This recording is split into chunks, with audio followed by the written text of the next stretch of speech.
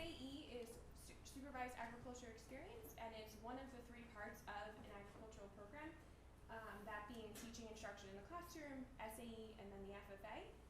It is essentially an internship in agriculture that our kids do outside of school time.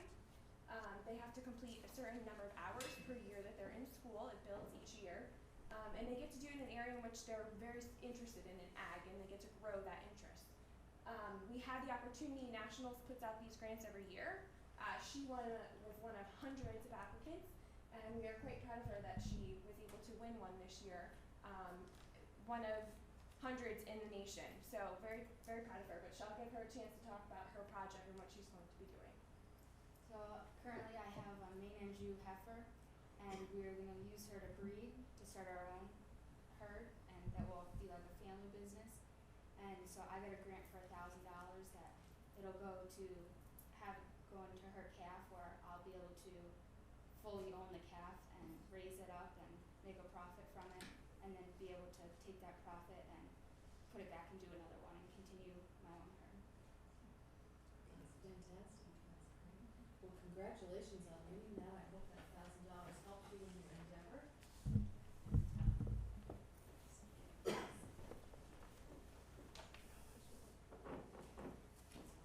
There's some recognition of that, receiving that. Congratulations and good luck with your project. Thank you. Congratulations.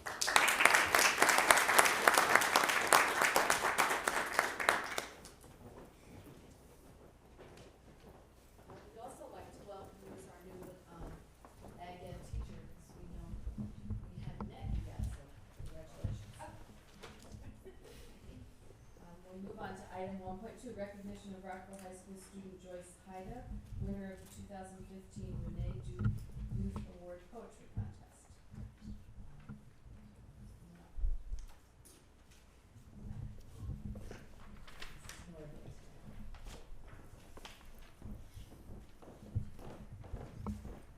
Hi, I'm Vicki Northland.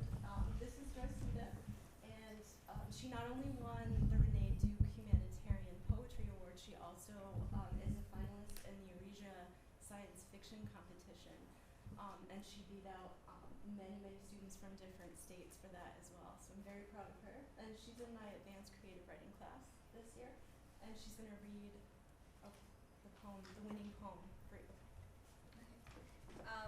We had to do it on the article of human rights, so I chose Article 14, which was right to asylum in other countries from persecution. Denim clings to her ankles, shackled in dried blood. She builds fires in telephone wires, whispers hope to him at midnight, begs for mercy at dawn. Sewing silver into seams like a living leather wallet, she counts hours on cracked fingertips, carving tallies onto concrete, presses her palms together and prays that tomorrow she will numb to the sensation of teeth-biting gravel and metal barrel biting throat. Dusk burns the heels of her feet, her lungs yearn to stop inhaling poison air of locked prison, body twisted towards salvation, heart rampant and furious. Dawn, sinking her fingers into soil named alien, named foreign, past the purgatorial line that bordered her heaven and hell, she smiles with the faces she left behind, breathing lonely air, free air, truly shipwrecked in bitterness.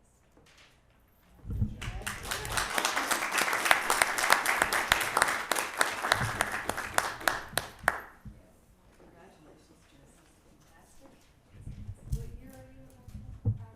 Junior, also you have more to go. Well, congratulations. Thank you.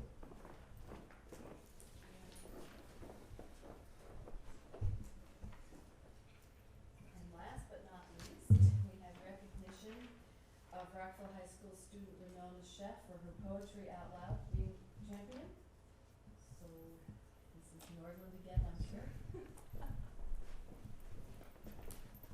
So Winona is a senior, and she's in my independent study class in creative writing, and she's our Poetry Out Loud champion, and she's going to represent Rockville High School on March 10th in the semifinals. So she's going to be performing a poem at the Women at the Washington Zoo by Randall Jarrell, and it's a recitation contest, and she could win $20,000 and a trip to DC, so it's an excellent opportunity.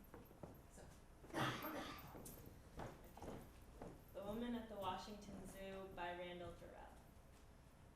The saris go by me from the embassies, cloth from the moon, cloth from another planet.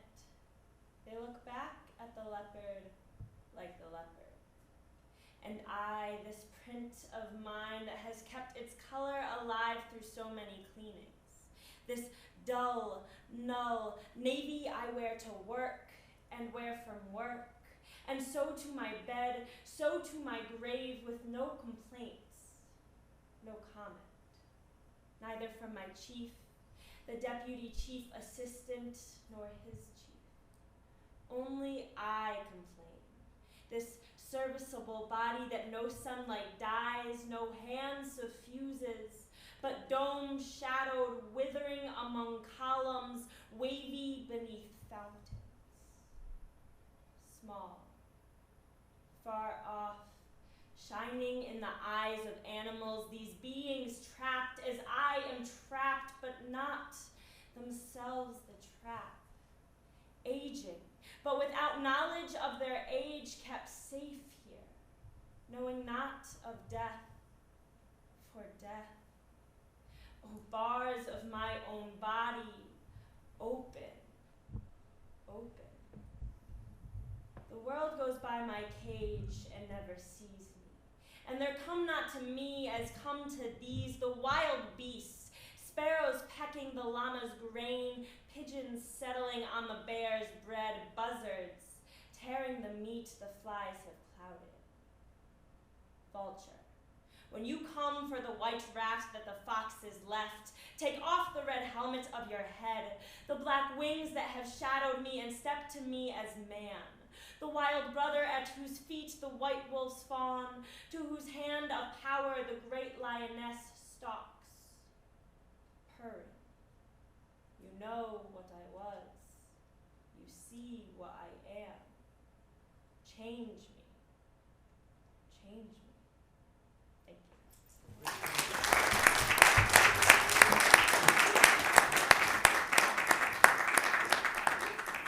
Congratulations, Mona.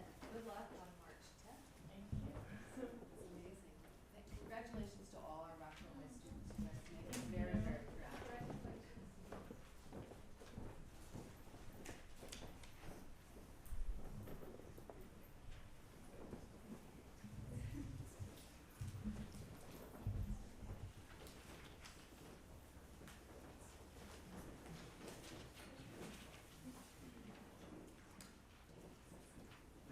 Okay, it's a tough act to follow, but we will move on to our consent agenda. Is there any item that someone would like to pull from the consent agenda? Mr. Kemp? I'd like to pull item A, please. Any other items to be pulled? Okay, anyone want to make a motion on items B, C, D, E, and F? Mrs. Ard made a motion. Move to approve items C, C, D, E, and F. Mrs. Russell, did you second that? Yes. Okay. All those in favor? It's unanimous. I wasn't here, so. Okay, so you're gonna abstain? Mr. Cooling abstained, the motion carries. Okay, now we'll move on to item A. Mr. Kemp? In the consent agenda packet, if you'll turn your attention to page 8.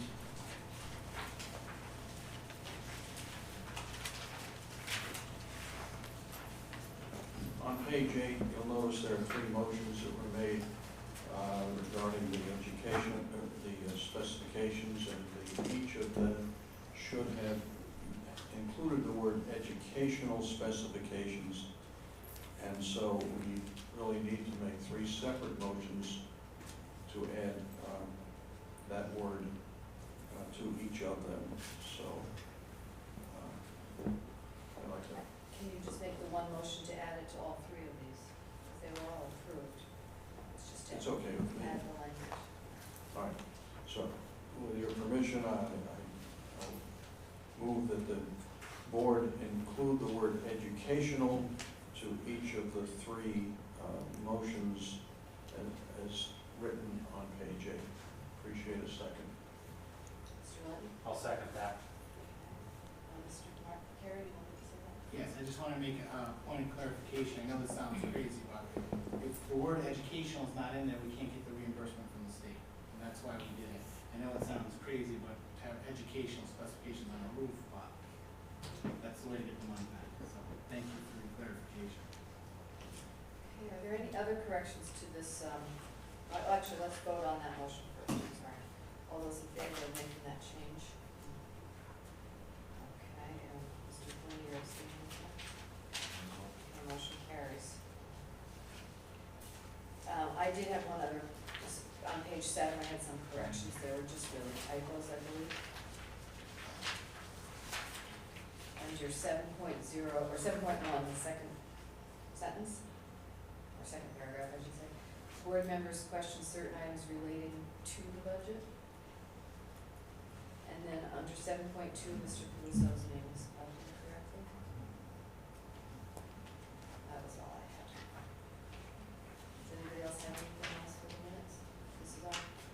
I just have a question, since we approved, agenda item F, is it okay to ask a question?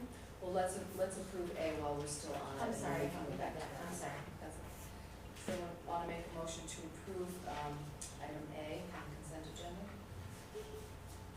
So moved. Is there a second? Second. Mr. Flynn? All those in favor? Motion carries. Mr. Flynn has abstained. Okay, Mrs. Arn. I wondered if the approval of, these legal services replace the legal services that we have. Through the chair.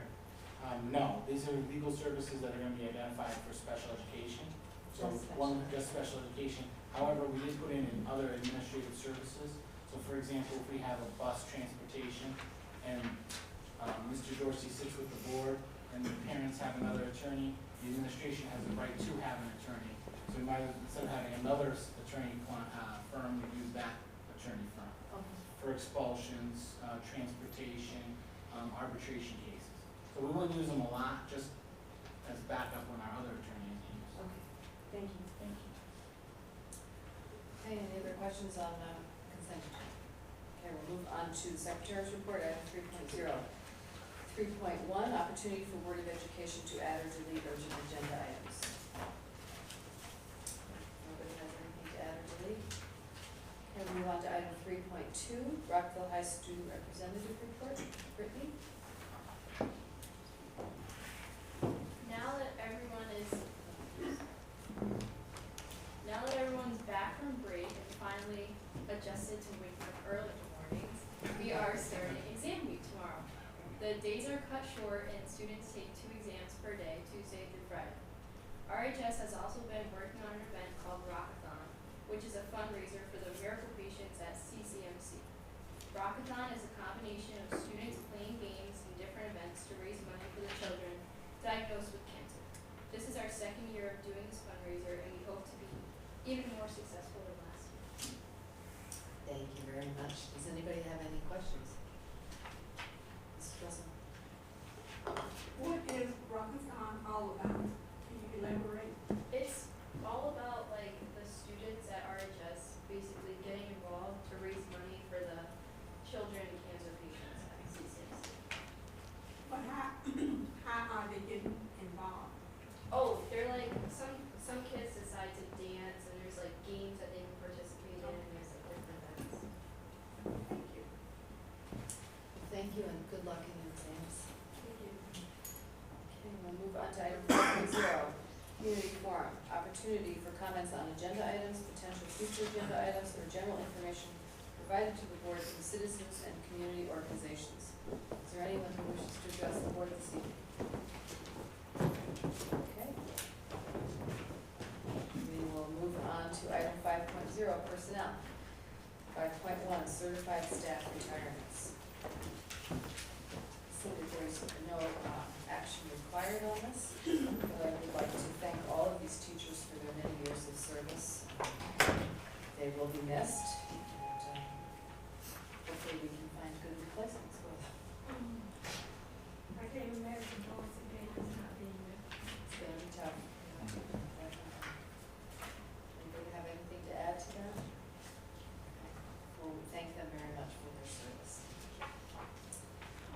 to item 5.2, superintendent's evaluation form.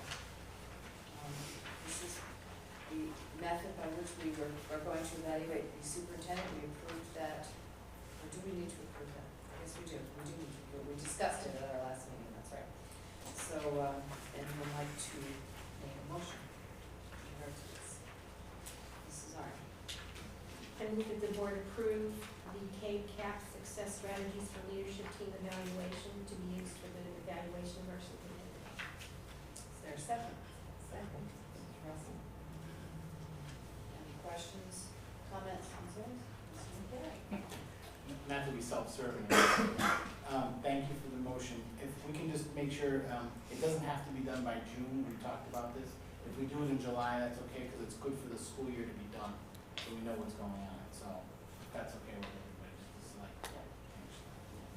Yeah, so we won't follow, do they have the timeline in here exactly? I think They they do. do, we'll just, we'll adjust it to what June, works for July. us, yeah, okay. All right, now we need to take a vote on this motion, all those in favor? It's unanimous. Thank you very much.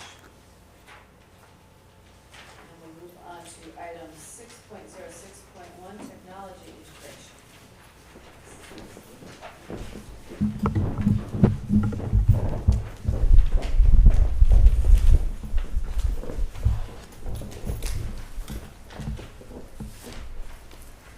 Technology back up. Seems a long seat. Are we plugged in now?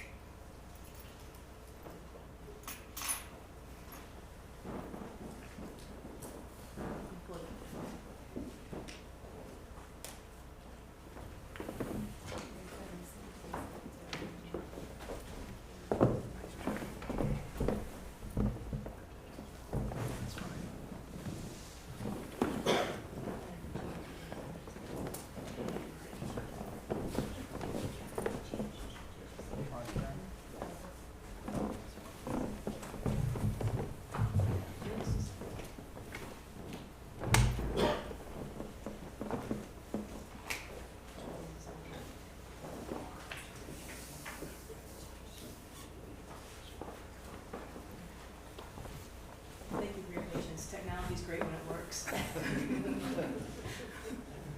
There we go.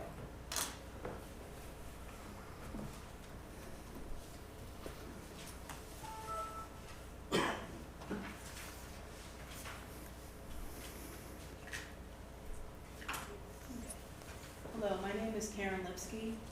I'm a technology integration specialist at Vernon Public Schools. Education is a second career for me. For those of you who don't know me, my career began 20 years ago in Lebanon Middle School, and then I moved to North Carolina for 15 years, and I moved back here in September of 2014.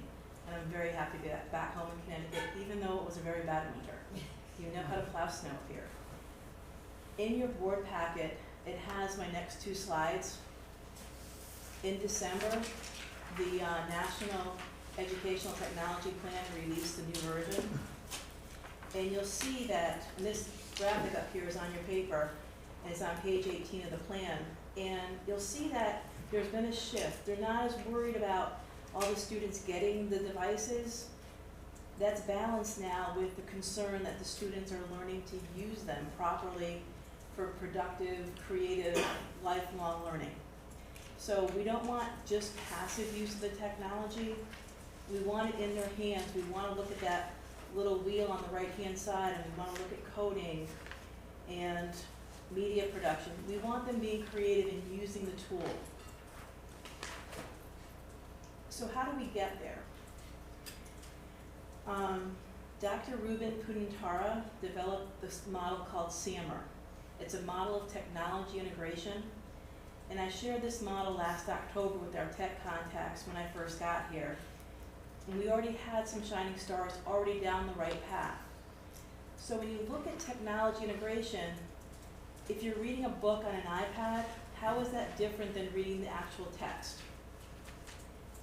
I can still take my notes, I can go and click on a word and have it pull up a dictionary. It's just an enhancement. You're looking at the top part there, the substitution or the augmentation, where technology is an enhancement.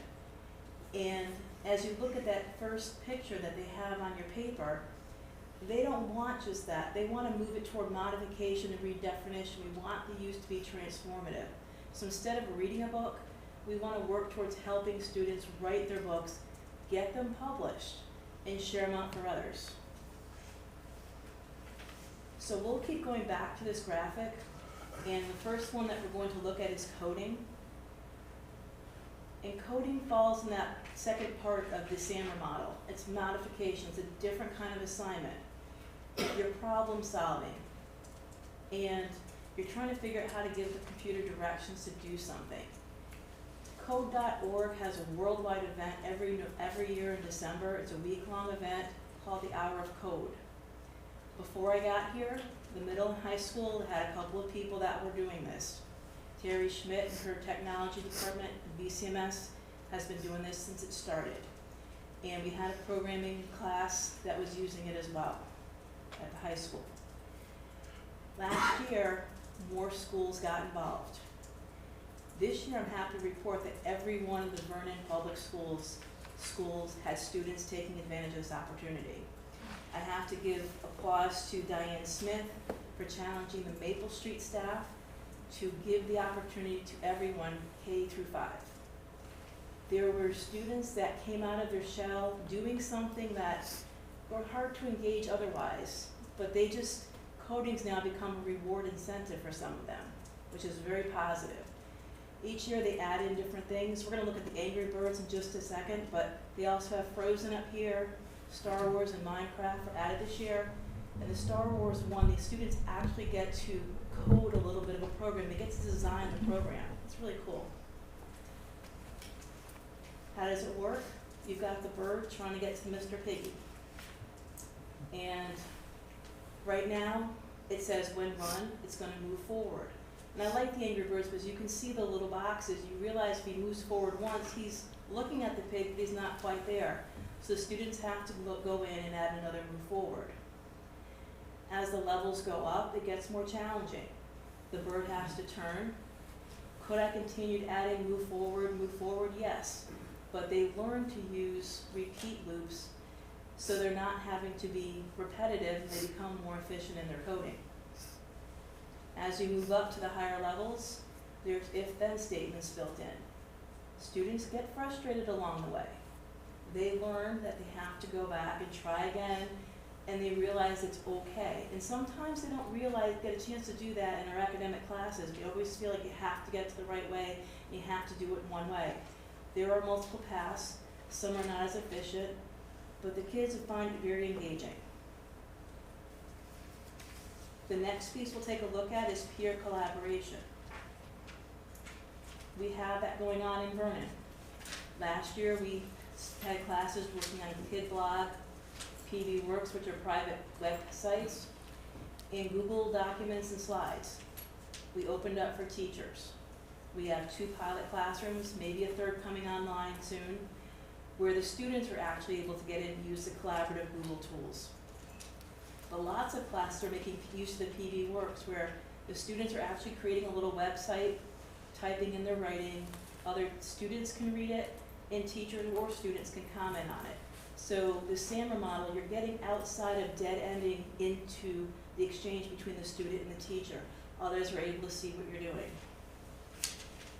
As we continue on and look at interaction with experts, last spring, the experts were another classroom that had more practice with a book discussion style that the instructional coaches had introduced.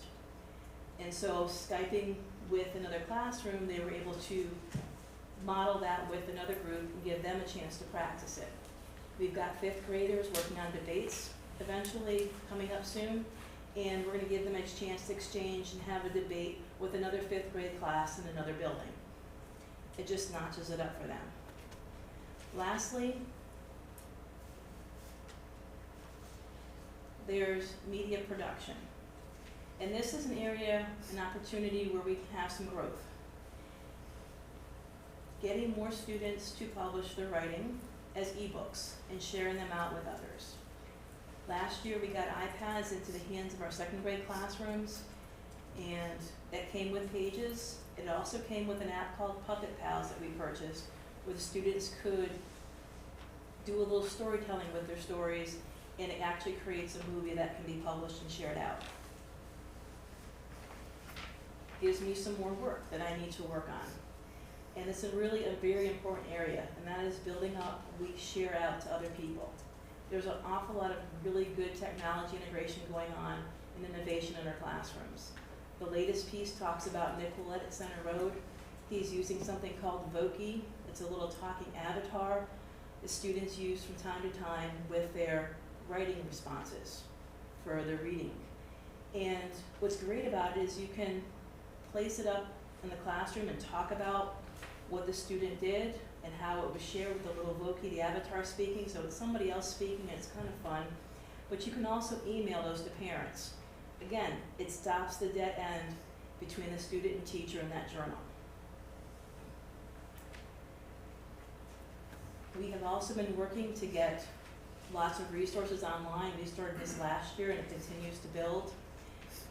There is information on there about the SAMR model, and right below it is a link to a technology integration matrix that takes all levels of integration from the very basic entry points to the very high-end technology integration where it's truly transformative and reimagines as something that we couldn't have done without technology being available.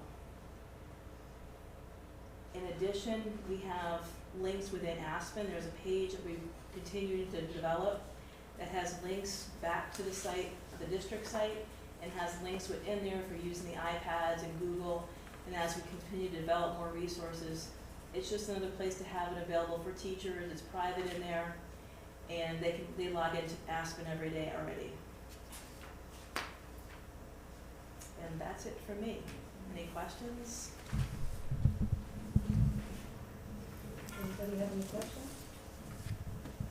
Are there a lot of teachers that you need to train on how to do this? Or It's funny you ask that, because there's a woman I have absolute admiration for. Her name's Kiara. She's over at Center Road Middle School. She goes, I haven't seen you in a while. And then she's telling me all these things that she's been doing. She's another one who's doing coding on a regular basis in her class beyond the hour of code. It's like, Kiara, look at what you're doing. She goes, oh yeah. And so I said, when you're ready to try something else new, just call me. And that's when the teachers are excited, because there's someone they can call when they want to try something. I'm going to a school tomorrow to help a class do some research. Another class is using PV Works for the first time. No, take it back. They're using eMaze, which is an online PowerPoint type of program, because we're using Chromebooks and don't have a place to save them. The lab is being used for testing right now. So the Chromebook's able to use it online. They haven't used eMaze before, so I'll go in and help them with that. But that's what I am. I'm a resource to help them feel comfortable taking that next step, to meet with when they want to try to do something different with a project they've always done. We want to make it more exciting. We don't want to do the old things anymore. How can we take it online? So that's what I'm here for. I meet with people at all levels, which is really exciting. Anybody else have any questions? Well, thank you very much for